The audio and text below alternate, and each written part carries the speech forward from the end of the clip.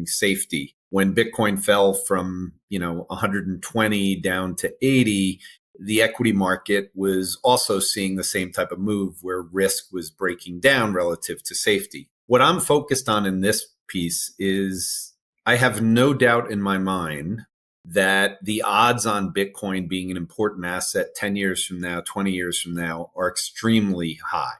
That does not connect back to the people I talk to on Wall Street. And when I say Wall Street, what people need to understand is the greatest argument for Bitcoin to me is both the demographic argument, but also the percentage of market cap for Bitcoin relative to the rest of what I would consider the store of value. And what people kind of get into is converting Bitcoin to digital gold. I will write a Substack at some point soon with a belief I have that Bitcoin, a store of value is equity, a store of value is bonds, a store of value is real estate, a store of value is gold. Bitcoin to me is not digital gold. It's a digital store of value, which means it is converted, or it should be compared to the entire fiat store of value. I think investors are growing concerned about the Bitcoin market's future. Price activity is slow, sentiment is gloomy, and tiredness has set in. Expectations are high, but conviction is shaky, making decision-making unpredictable. Jordi Visser stands out in that context. While much of the market focuses on short-term dissatisfaction, Visser uses decades of financial market experience and years of capital movement research to view Bitcoin differently. His new interview makes his strongest case for Bitcoin, based on incentives, behavior, and historical precedents rather than prediction or story. Visser's concept centers on two forces he believes drive Bitcoin adoption: need and fear. Investors respond and hesitate based on emotions, not technology or price models. He believes fear still rules, especially among capital-controlling institutions. The early 2024 approval of spot Bitcoin ETFs was hailed as a success, but Visser claims it didn't fix the problem. Institutional allocators don't relocate for access. They move when staying put is riskier than shifting course. His analysis suggests that the inflection point may come sooner than expected, as global market forces challenge even the most secure areas of traditional finance. That's the point of this discussion. Instead of price changes, deeper factors silently reshape capital flows.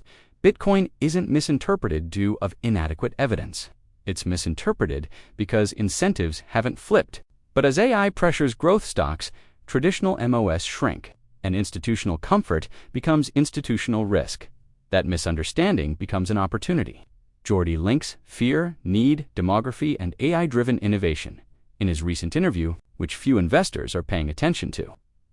If you like this framework-driven analysis, like the video, subscribe for more long-form macro breakdowns, and let me know in the comments if you think institutions are ready to act or still waiting.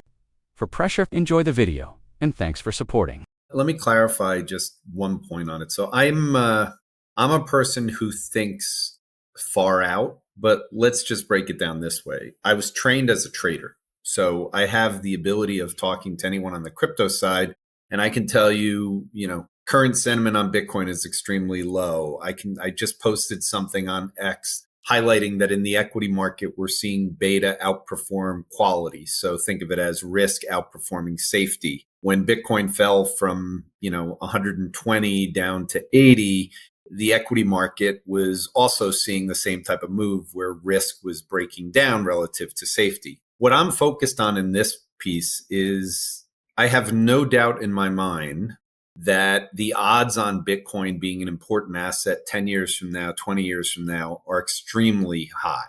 That does not connect back to the people I talk to on Wall Street. And when I say Wall Street, what people need to understand is the greatest argument for Bitcoin to me is both the demographic argument, but also the percentage of market cap for Bitcoin relative to the rest of what I would consider the store of value. And what people kind of get into is converting Bitcoin to digital gold. I will write a Substack at some point soon with a belief I have that Bitcoin, a store of value is equity, a store of value is bonds, a store of value is real estate, a store of value is gold. Bitcoin to me is not digital gold. It's a digital store of value, which means it is converted, or it should be compared to the entire fiat store of value. I think this is an argument that Michael Saylor has too. I believe in it as well. So the reason I'm confident that the market cap of Bitcoin will be much higher and that it's mispriced right now, and that's what I go through in this piece, is that 5 to 10 years from now, there will be a rotation out of these fiat assets and into Bitcoin. It surely should have happened at a faster pace, but the reality is, to the degree that it did happen, is why Bitcoin's market cap has been soaring faster than any of the fiat market caps. So for everyone who's listening, and I'm sure your audience is predominantly crypto-based, I can tell you in my meetings with anyone above the age of 50, the probability that they embrace this story is very, very low. The higher in age you go, the lower it gets. The more money they have, the lower it gets. So if you believe in this transference of wealth over the course of the future, the odds on Bitcoin working or continuing to go higher is very, very high. If you add in the demographics that for every dollar transferred from someone in their 70s to someone in their 30s has a positive edge to it, which is the way, again, I handicap a horse race, that has a positive tailwind to it. So I'm not getting caught up, Nick, in the day-to-day things. This is my view in the future. And then I'll incorporate kind of the thing I said about risk versus beta or risk versus volatility in the equity market as a timing tool. I think Bitcoin is going to go much, much higher. And I think it's because there's so many people that doubt it still that control most of the world's money. Also that I strongly believe in, we're leaving a capitalist system that took time for innovation to go from idea to public company. So if you just literally go through how long it would take to come up with an idea, let's start with an industrial idea. I want to become an oil company. Okay, so what do you have to do if you want to go compete with a large oil company in the world? Well, you have to find oil. You have to borrow billions of dollars to get the equipment to go drill oil. You have to do all of these things and then hope that the price of oil actually goes higher. Think about all of that for every industrial. If you want to be a car company, if you want to be a wrench company, whatever it is, you have to borrow lots of money. You have to have lots of physical locations. You have to go trade the commodity markets, all of these physical things. What happened over the last 18 years was we transitioned into the digital economy. In the digital economy, if you came up with an idea that I want to create a client relationship manager system, CRM, you didn't need to go do all that stuff. You could actually do it on code. The code was both your employers, but then you use the internet. The internet and the platforms allow you to not have to go buy buildings or go around the world. And these companies like Salesforce.com, like Google, like all of the companies built on code, were able to have incredibly high margin businesses. They didn't need to take money out for debt. And so that idea became something much quicker and with a much lower cost. And that's why those companies dominated. The problem with artificial intelligence is artificial intelligence has made code ubiquitous. Anyone can have it who has a phone, and it's free.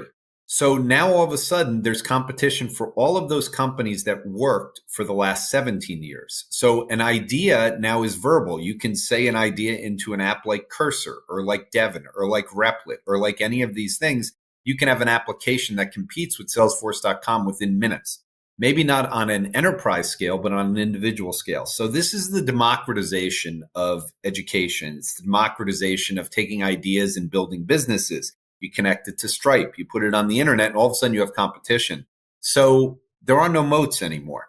The other side is the belief system of Bitcoin. Bitcoin has gone from zero to acceptance. The Bitcoin white paper has become a part of history and a part of something that is up for the Nobel Prize in terms of the way a lot of people think about it. Mark Andreessen has written about it in that framework.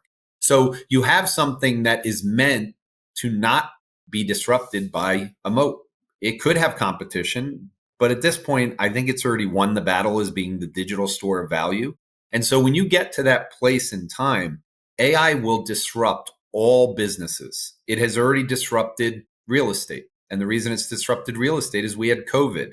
COVID allowed people to work from home. Well, now around the globe, you don't need physical buildings to go work in. You can create a business very quickly with very few employees. You don't need to borrow money. So we've made real estate and this concept of traveling into cities moot. It's just not there. So AI, as it accelerates, as humanoids come in, all businesses, regardless of what they do, even manufacturing businesses, because if humanoids cost $20,000, you're now bringing the margins into physical companies as well. Everything goes from idea to monetization. And Bitcoin is the only thing that I'm aware of, not Ethereum, not Solana, not any of them, that doesn't it's a belief, it's not an innovation, and that becomes the strength. So I believe Bitcoin will be the best performing asset because it's the only one that doesn't actually need to worry about the innovation comparison. Jordi distinguishes Bitcoin's future from today's consensus, which is crucial. Bitcoin will likely be a critical asset in 10 or 20 years, he believes. Those who control most of the world's capital don't act like that. Not an accident, that disconnect. Capital remains concentrated in older demographics where risk tolerance is lower. Incentives are unequal, and status matters more than upside. His portrayal of Bitcoin as a digital store of value is key. Not digital gold, but anything that competes, with all fiat-based sources of value, from equities to bonds to real estate. Bitcoin's market cap doesn't seem excessive then. It seems early, especially when generational wealth transfer steadily moves cash from Bitcoin skeptics to digital native asset investors. But Jordi isn't ignoring timing. He links Bitcoin's adoption curve to equity market risk safety. Bitcoin struggles for attention when growth and risk assets outperform. Bitcoin returns when that equilibrium alters and confidence in traditional growth narratives wanes. That sets up his next point: how AI changes investors' views on growth, innovation, and durability. Human emotions, fear and need. So on the need side, let's start with the need.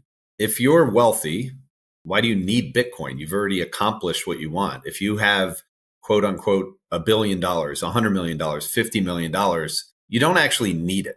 And I think, again, Michael Saylor has done a great job of arguing that the countries, the companies, the individuals that need it will eventually get there. I think his business, MicroStrategy, when I first really got interested in this connection between TradFi and macro and AI, it was based on the premise of what Michael Saylor said, which is his business was being disrupted. Who is it being disrupted by? The government, in terms of the debasement side. He had $1 billion of cash sitting on his balance sheet, but the government was now moving rates to zero, which means he wasn't going to receive any interest, which sped up his demise if he just let it sit there in treasuries. On the other side, he was being disrupted by AI. And yes, it was AI. It was machine learning has been around since 2007, 2008 in a big way, growing way. But he talked about the fact that he couldn't compete with the Mag 7, that Microsoft was already destroying his business, and how would he ever catch up? So he was a zombie. On the flip side, for all the things we mentioned, if you're a pension fund manager who runs a pension fund, you clearly don't have the need at this point because the Mag 7 have been producing returns that are very similar to what's been happening with Bitcoin. So we actually need the growth stocks to start underperforming, which I believe, as I said, is going to happen with AI. And I believe it's going to start happening in 2026, which is the most bullish argument I can make for Bitcoin, is that they're going to be searching for need finally. But on the flip side, you have the fear side. If a pension fund makes an allocation to Bitcoin and it proves out to be a scam, they lose their job. So they don't have the incentive to get involved in it. This is the way the traditional finance world works. If you have money, you don't want to take risk. If you're a billionaire and your kid is running the family office, the kid's going to be defensive with the money until the patriarch is gone. The matriarch is gone. It's just the way it's going to work. So fear and need are the two emotions that are driving, let's say, the speed of it. And that's why when you get someone like El Salvador, why are they involved in it? Because they have the need. They're not scared of the outcome because they've already lived in it. So Bitcoin is owned primarily by people in that framework. I wrote a paper called The Silent IPO, which was about the old guard, the OGs that are now selling. Well, they got involved for ideological reasons, but they were wealthy. They weren't poor people. They weren't the people that needed it. They were inspired by an ideology of anarchy, of I don't believe the government is doing the right thing for us. Well, now, unfortunately, they have no need to own it, not in the size that they do, because they're now wealthy or wealthier than they ever were. So I believe there's a churning that's going on around these levels. The government is supporting it. They're trying to get individuals in. ETFs have come. They're allowing individuals to get in. So we're opening up the door. And I think this is the way people should always think about it. There's people that have need. There's people that on the flip side are fearful. And I think that's what's slowing down or being the friction of moving more money faster over.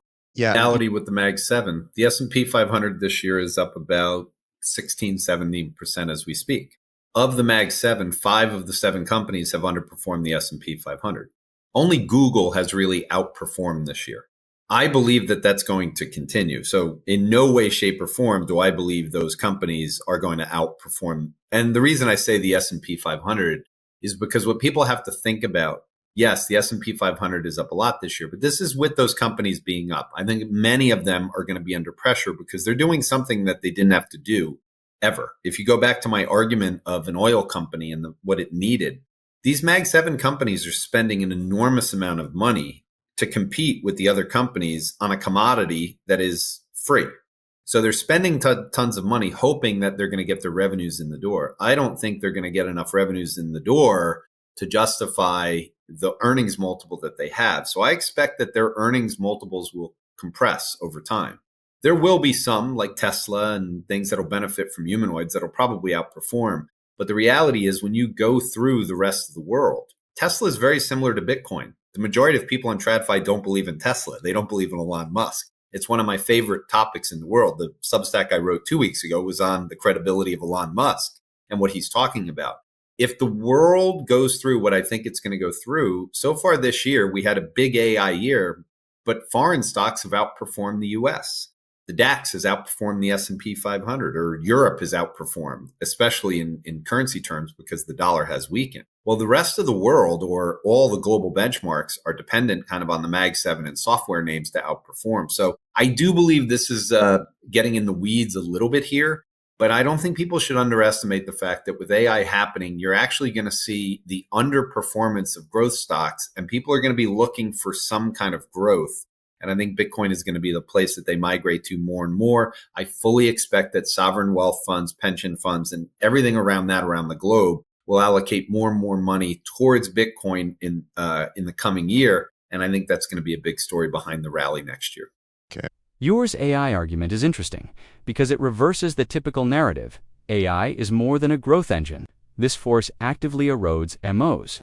Ideas migrate from concept to competition quickly as coding becomes prevalent, compressing margins, loss of predictability. Even the largest, most dominating corporations must invest heavily to stay competitive without a certainty that future revenues would support current prices.